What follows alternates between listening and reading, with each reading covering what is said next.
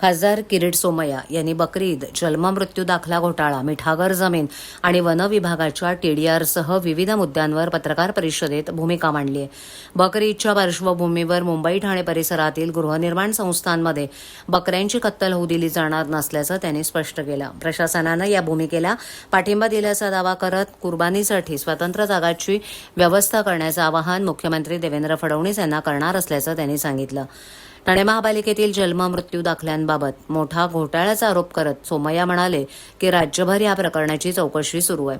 बांगलादेशी घुसखोरांना अवैधरित्या प्रमाणपत्र देण्यात आल्याचा दावा त्यांनी केलाय. ठाण्यात विशेष तपास पथक स्थापन करण्यात येणार असून 4,000हून अधिक बेनामी प्रमाणपत्र दिल्याची माहिती आपल्या ताब्यात असल्याचं त्यांनी सांगितलं.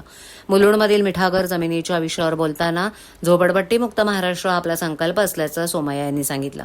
मिठागरांच्या जमिनी बिल्डरांच्या घशात घालण्याच्या प्रयत्नांना आपण विरोध केला होता असंही ते म्हणाले.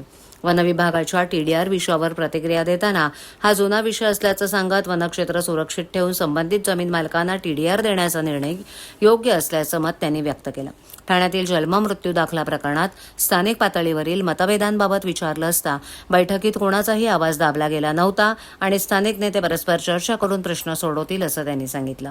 दरम्यान भाजपावर करण्यात आलेल्या आरोपांबाबत प्रतिक्रिया देताना खासदार किरीट सोमय्या यांनी मी संजय राऊत यांची मानसिक अवस्था समजू शकतो अशी टोलेबाजी केली आहे.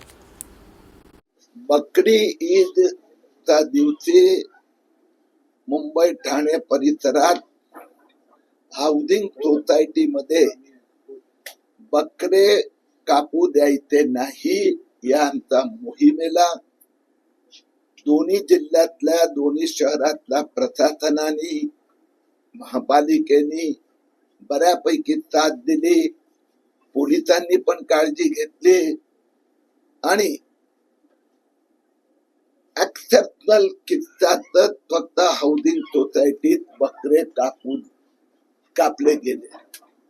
या संबंधात मी महाराष्ट्राचे मुख्यमंत्री श्री देवेंद्र फडणवीस यांनाही आवाहन करतो आणि सगळ्या संबंधित महापालिकेत भारतीय जनता पक्षाचे नेते, महायुतीचे आमचे सहकारी हे आता अशा प्रकाराची सगळ्या महापालिकेना व्यवस्था करायला सांगणार आहे की ज्या कुणाला धार्मिक विधी बकरी ईदच्या दिवशी करायची आहे तर त्यांना कुर्बानीसाठी जवळच्या विभागात व्यवस्था केली जाणार.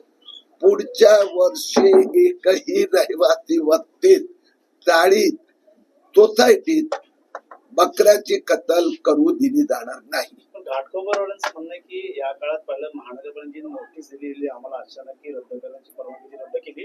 आता याच्या पुढची लढाई जी आमची न्यायालयीन असणार आहे कारवाई संदर्भातले